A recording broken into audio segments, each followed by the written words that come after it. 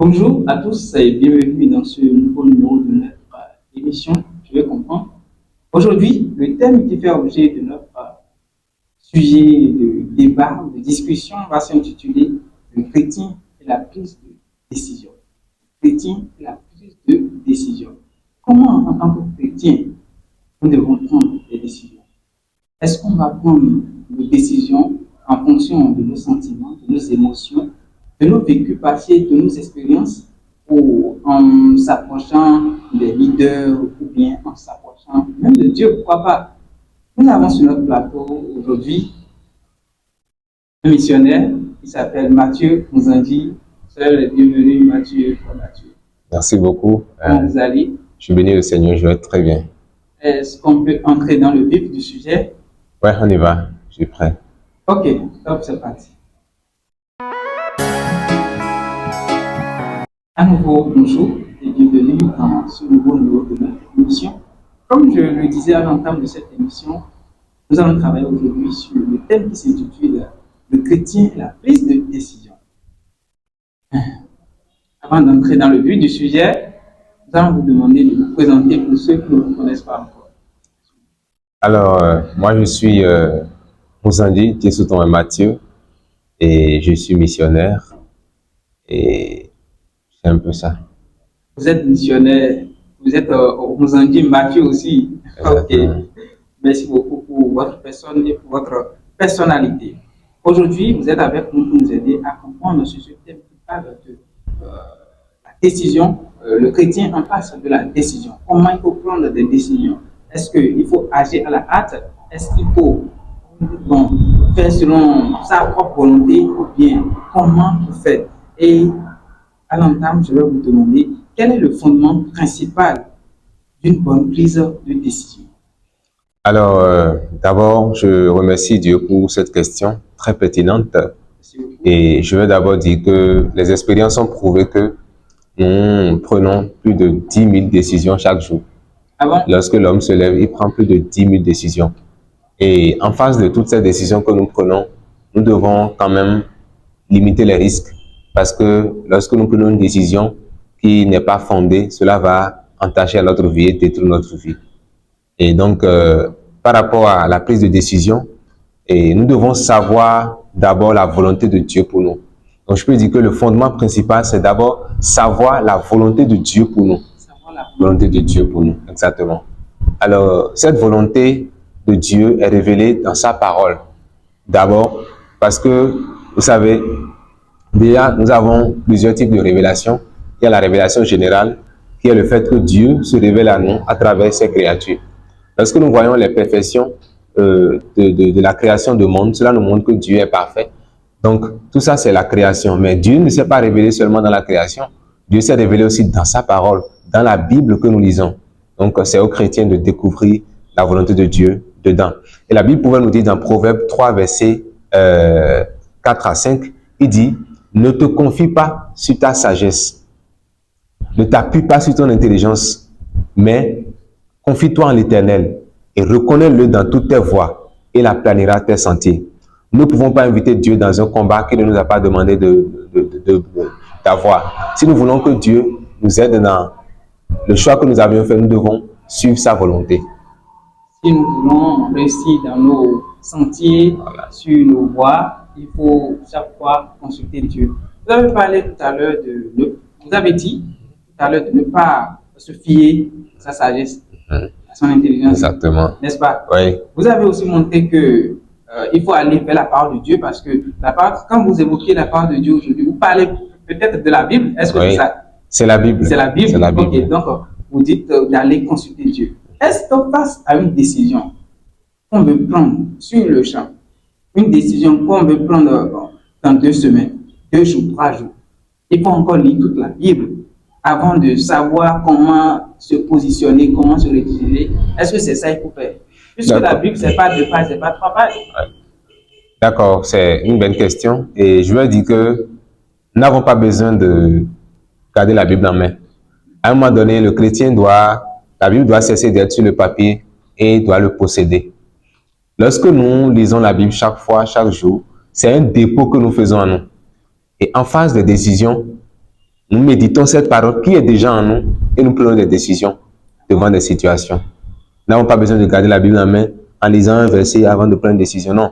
Nous avons un plan de lecture personnel et nous cherchons à connaître Dieu. Et en phase de décision, le Saint-Esprit nous rappellera alors ce que nous avions lu. La Bible déclare que l'Esprit de Dieu, dans Jean 16, il vous rappellera ce que je vous ai enseigné. Donc c'est l'Esprit de Dieu qui nous rappelle ce que nous avons déjà reçu en nous, nous avons déjà lu, pour prendre des décisions devant des situations. C'est un peu cela. Ok, très bien, merci beaucoup. Vous avez évoqué le nom du Saint-Esprit tout à l'heure. Vous dites que le Saint-Esprit va vous orienter aux prises de décision. Exactement. Et j'aimerais savoir comment cela va se passer. D'accord, j'en venais là, mais je vais profiter en même temps. Il faut dire que le Saint-Esprit joue un rôle prépondérant dans la prise de décision. D'abord, c'est lui qui nous illumine. Lorsque nous lisons la parole de Dieu, ce n'est pas nous qui avons inventé la Bible, non. C'est Dieu qui a écrit sa parole. Et la Bible dit que toute l'écriture est inspirée de Dieu, utile pour enseigner, pour convaincre, afin que l'homme de Dieu soit propre à toute bonne œuvre. Donc, c'est Dieu qui a inspiré sa parole. Donc, en voulant lire cette parole que Dieu a inspirée, nous devons alors demander à son esprit de nous guider, de nous illuminer, d'éclairer la parole de Dieu pour que nous puissions comprendre. Parce qu'à des moments, nous pouvons lire sans comprendre, mais c'est le rôle de l'Esprit de Dieu de nous illuminer. Et au-delà de cela, l'Esprit de Dieu fait que les circonstances, parce que l'Esprit de Dieu est Dieu, il fait que les circonstances confirment la voix de Dieu dans notre vie. Lorsque nous prenons une décision, nous voulons prendre une décision, et nous lisons dans la Bible, nous voyons que, c'est ce que je veux faire. Alors, Dieu, à travers le Saint-Esprit, voilà, donc, confirme cette décision, bien sûr, à travers des circonstances données, confirme la direction donnée. Voilà. Ça veut dire que le Saint-Esprit confirme cette décision, si c'est bonne ou non, à travers certaines circonstances que la personne va peut-être véhiculer, vivre au quotidien. Voilà. Mais moi, j'aimerais vous demander, Voilà. comment entretenir cette relation avec le Saint-Esprit. Puisque quand vous parlez le nom du Saint-Esprit, nous savons que nous sommes tous des chrétiens. Et je vous ai dit tout à l'heure aussi que la Bible, on ne peut pas lire toute la Bible avant de prendre une décision. Ouais. D'ailleurs, même la Bible, quand on lit la Bible, des fois, on ne comprend pas. On ne comprend pas ce que le message qu'on vient de lire, l'histoire, ou bien le vécu, le fait passer, ce que ça veut réellement interpréter. La majeure partie des gens qui lisent la Bible ne connaissent pas.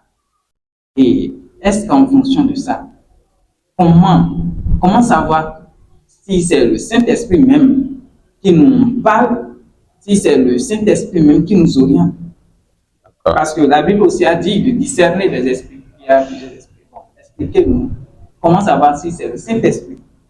D'accord. Voilà. Et dans 1 Jean, la Bible nous dit que nous devons éprouver les esprits pour savoir si ils sont de Dieu. Oui. D'abord, je ne vais pas oublier la prière dans ce processus. La prière joue un rôle important dans le discernement des esprits.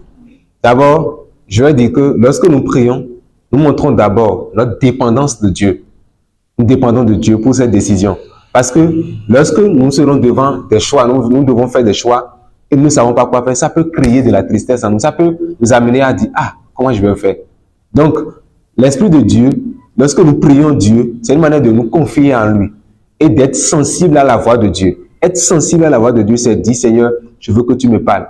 La Bible dit dans Jacques 1, verset 5 que si quelqu'un manque de sagesse, qu'il la demande à Dieu. Donc, c'est à Dieu que nous demandons d'abord. Il y a des gens qui s'appuient sur leur intelligence, qui ne demandent rien à Dieu. Comment ils veulent que Dieu leur parle? Alors donc, premièrement, d'abord, il faut demander à Dieu de nous guider. Parce que Dieu nous a donné le libre choix. Alors, après avoir demandé à Dieu, il faut, même si nous savons ce que nous devons faire là, nous devons comparer ça aux Écritures. Et c'est ça, j'explique en disant, nous devons éprouver les esprits. Éprouver les esprits, c'est éprouver chaque parole, chaque pensée et chaque conseil qu'on nous donne, ou bien les gens, parce que Dieu peut utiliser les autres pour nous parler. Lorsque ces gens nous parlent, nous passons cela au crible de la parole de Dieu. Et nous-mêmes qui nous savons déjà les Écritures, nous comparons ça aux Écritures. Donc, éprouver les esprits, c'est d'abord connaître la parole de Dieu. Et voici ce qu'on nous dit là, est conforme à cette parole de Dieu. La parole de Dieu, c'est notre boussole. La parole de Dieu, c'est notre direction. La parole de Dieu, c'est notre boussole. C'est notre GPS. Notre GPS. Guidé par l'Esprit. GPS guidé par l'Esprit. Notre GPS guidé par l'Esprit. Guidé, G, pas P, l'Esprit E. GPS, c'est le Saint-Esprit, voilà. Guidé par le Saint-Esprit. Voilà, exactement. Notre GPS, sinon c'est aussi notre direction, vous voulez dire comme ça. Voilà, exactement. Missionnaire Matthieu, Oui. nous avons vu des serviteurs de Dieu dans la Bible. Si nous prenons le cas de Gédéon, le cas de Moïse, par exemple, à qui Dieu avait demandé un service. Mais pour confirmer si c'est peut-être le Saint-Esprit, si c'est véritablement Dieu, ils ont demandé des signes avant d'agir, avant de se lancer dans cette mission. Est-ce qu'on peut demander des signes maintenant qu'on est chrétien? Oui, on a une décision devant nous et bon, l'Esprit nous parle parce qu'on ne sait pas. Il y a plusieurs types d'esprits qui parlent aussi à l'homme. Est-ce qu'on peut demander des signes à Dieu? Pour dire que Dieu, si c'est véritablement ce que tu veux, montre-moi ça là dans cette journée, montre-moi, fais-moi ci dans cette journée pour que je confirme que c'est véritablement ta décision. Ok, c'est une très belle question aussi. Comme je le dis d'habitude, vous posez de très belles questions. Et il faut dire que ce n'est pas à nous d'imposer à Dieu la manière par laquelle il va nous parler. Dieu est notre Père. Ouais. Ce n'est pas à nous d'imposer à Dieu la manière dont il va nous parler. Nous pouvons, par la prière, demander à Dieu, Seigneur, je voudrais bien que tu me montres ainsi. Et nous ne devons pas avoir des signes que nous attendons que Dieu nous donne. Parce que l'autre chose, c'est qu'il y a des gens, c'est ce qu'ils veulent que Dieu fasse. Ce n'est pas cette fois vraiment qu'ils veulent. Et nous voyons dans la Bible l'histoire d'Élie.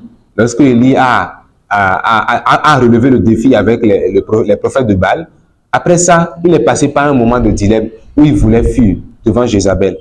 À un moment donné, il fuyait et il attendait Dieu se révéler par des bruits, par la tempête et par tout ça. Mais Dieu ne s'est pas démontré à travers ses voix. Mais Dieu s'est démontré à travers un murmure doux et léger. Cela voudrait dire que aujourd'hui, les gens veulent des miracles, des signes et tout ça pour confirmer. Et quand ils n'ont pas ça, ils ne croient pas. Nous ne devons pas marcher par la vue, nous devons marcher par la foi. Et la Bible dit que le juste marche par la foi. Donc nous devons avoir totalement confiance en Dieu. Et la Bible dit que la foi est une ferme assurance des choses qu'on espère. Une démonstration de celles qu'on ne voit pas. Nous n'avons pas besoin de voir les démonstrations avant de suivre. L'essentiel, c'est d'abord être sûr de la volonté de Dieu, de la parole de Dieu, de la guidance de la parole de Dieu. Et après cela, Dieu peut choisir de nous confirmer sa parole à travers des signes ou il peut ne pas le choisir. Dieu est souverain. Dieu est souverain. On n'a pas oublié le missionnaire Matthieu. Oui. Une décision peut influencer toute une destinée. Ouais. Une décision peut influencer toute une vie. N'oublions pas. Et quand je vous ai donné aussi l'exemple des prophètes, c'est pour vous montrer que malgré que ces prophètes ont donné, Dieu ne s'est pas fâché, mais Dieu aussi s'est révélé à eux à travers ce qu'ils ont dit. Ouais. Voilà. Donc maintenant, est-ce que vous pensez que prendre des décisions, bon, oui, vous avez parlé de la foi, je n'en disconviens pas, mais est-ce une mauvaise chose maintenant de demander des signes à Dieu si Dieu peut toutefois se faire révéler à nous par ces signes-là? D'accord. Une chose qu'il faut comprendre aussi, c'est que en temps, au moment des prophètes, la Bible n'a pas été déjà bouclée. Donc, la Bible a été déjà bouclée. La Bible, à notre temps maintenant, la Bible, nous savons déjà la volonté de Dieu. Dieu s'est déjà révélé totalement à nous. Nous savons le cœur de Dieu, ce que Dieu veut pour nous. Alors, et le chrétien, son Père, c'est Dieu. Il peut communiquer avec Dieu, il peut discuter avec Dieu, lui demander des signes et tout ça. Il peut lui demander, mais il ne doit pas imposer ça à Dieu. C'est ce qu'il veut. Si bien que beaucoup de personnes aujourd'hui, quand la manière dont il veut que Dieu leur réponde, ils ne voient pas ça là. Ils font autre chose, même s'ils savent que c'est la volonté de Dieu.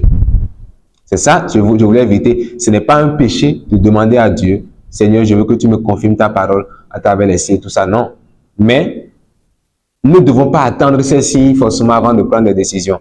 Tu vas voir beaucoup de personnes aujourd'hui qui veulent choisir leur conjoint, qui veulent, ils disent conjoint de destinée. Oui. Et ils attendent que Dieu leur révèle ça dans le rêve. la plupart de ceux-là meurent célibataires ou bien ils vieillissent avant de se trouver. Parce qu'ils attendent forcément que voir la personne dans les rêves. Alors que la base biblique pour choisir un conjoint, c'est d'abord que la personne ait Jésus-Christ, que la personne ait les mêmes visions que toi. Et voilà. Mais eux, ils laissent tous ces critères-là. Ils attendent un rêve particulier. C'est de l'ignorance. De l'ignorance.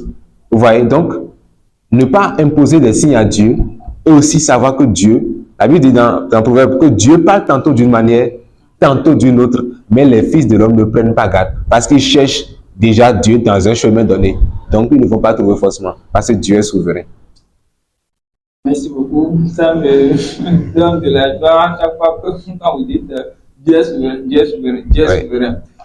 Dieu n'est pas notre garçon de course. Dieu n'est pas notre garçon de course.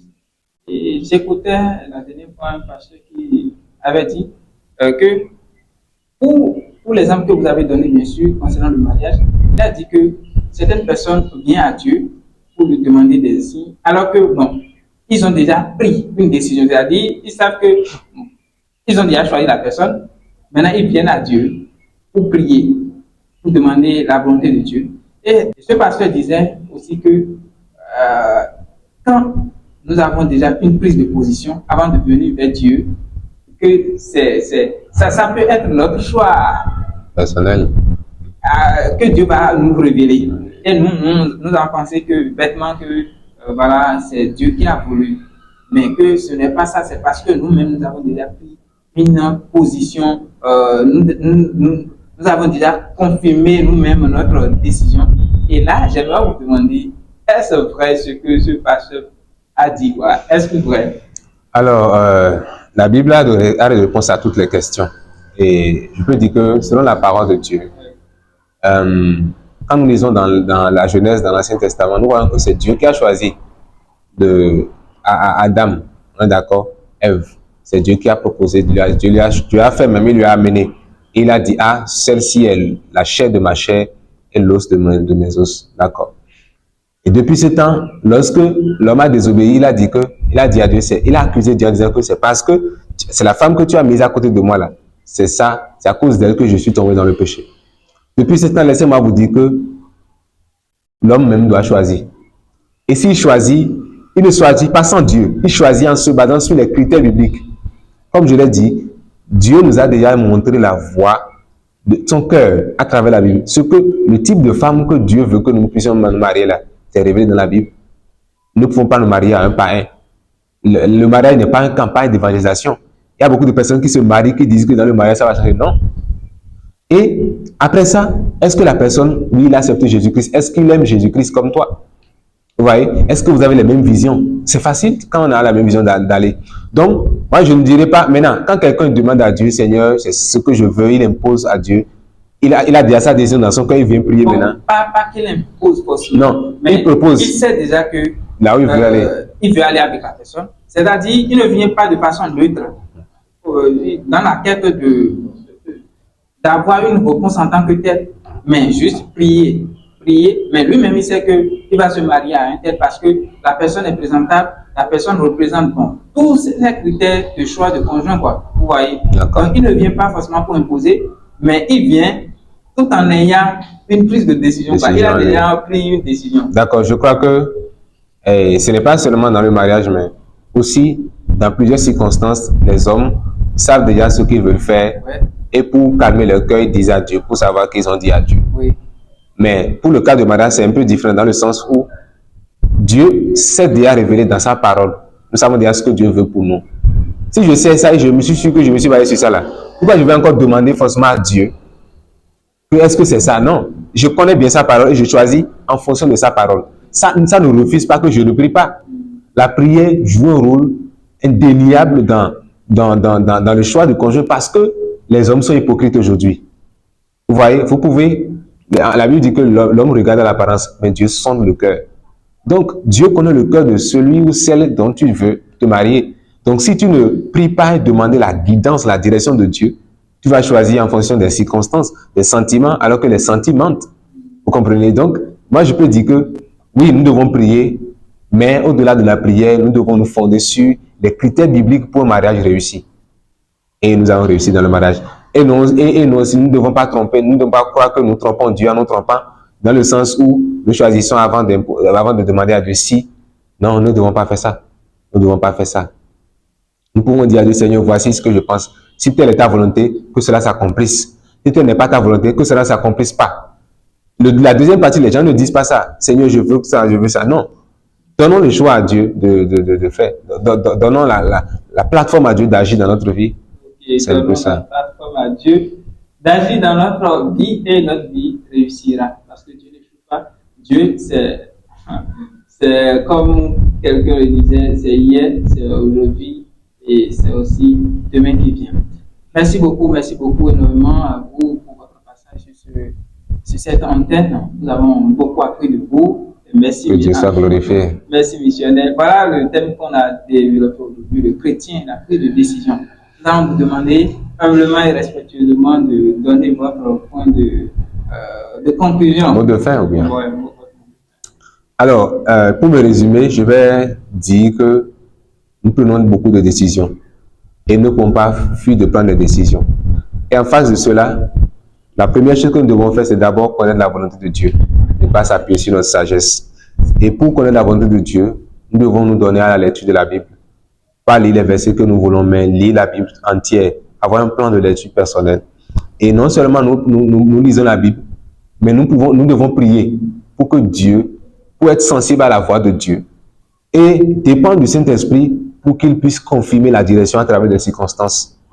Et après tout cela, l'autre chose que nous devons éviter, c'est que nous devons éviter de décider avant de prier. Nous ne devons pas réfléchir après l'action. Nous ne devons pas réfléchir après avoir agi. Nous devons réfléchir avant d'agir, réfléchir avec Dieu dans la prière, dans la méditation. Et toute la gloire reviendra à Dieu. Et c'est ce que nous voulons ici sur CTV, que toute la gloire revienne à Dieu. C'est sur ces mots nous allons terminer cette belle émission. N'oubliez pas de liker cette vidéo, de commenter, de partager avec 5 de vos amis. Ça leur fait plaisir. Aujourd'hui, nous avons beaucoup appris de M. Onzandi. Nous avons appris de belles choses et des choses très importantes parce que quand nous parlons de la décision, ça peut embraler toute une vie, ça peut embraler toute une destinée. Et quand un petit choix mal fait, ça peut détruire tout un monument. Vous voyez, donc c'est la raison pour laquelle nous avons travaillé sur ce thème aujourd'hui et nous vous souhaitons une belle et bonne suite de journée. Bye bye.